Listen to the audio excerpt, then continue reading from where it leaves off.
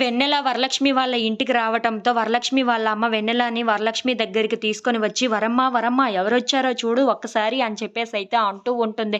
ఆ మాటలు వినగానే అక్కడ ఉన్న వరలక్ష్మి అయితే ఒక్కసారిగా కళ్ళు తెరిచి అక్కడ ఉన్న వెన్నెలని చూస్తూ ఉంటుంది.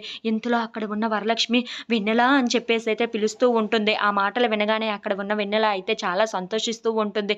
ఇంతలో అక్కడ ఉన్న వరలక్ష్మి అయితే నిజంగా వెన్నెల నువ్వు ఇక్కడికి వచ్చేసావా అని చెప్పేసి అయితే అడుగుతూ ఉంటుంది. అవునమ్మా నీకోసమే ఇక్కడికి వచ్చాను అని చెప్పేసి అయితే అంటూ ఉంటుంది. ఆ మాటలు వినగానే అక్కడ ఉన్న వరలక్ష్మి అయితే ఒక్కసారిగా లేచి తనని చాలా కౌగిలించుకొని ఇన్నాళ్ళకు నువ్వు నాకు కనిపించావు అని చెప్పేసి అయితే చాలా సంతోషిస్తూ ఉంటుంది. ఇంతలో నందిని అక్కడికి వచ్చి అదేంటి వెన్నెల ఇక్కడికి ఎలా రాగలిగింది అని చెప్పేసి అయితే ఒక్కసారిగా షాక్ అయిపోతూ ఉంటుంది.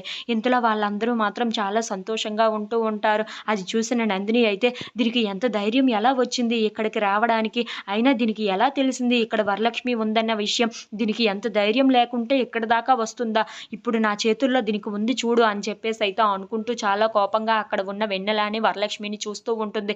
ఇంతలో అక్కడ ఉన్న వెన్నెల మాత్రం వాళ్ళ అమ్మకు భోజనం తినిపిస్తూ చాలా సంతోషంగా మాట్లాడుకుంటూ ఉంటారు. If you like this video please like, share and subscribe friends.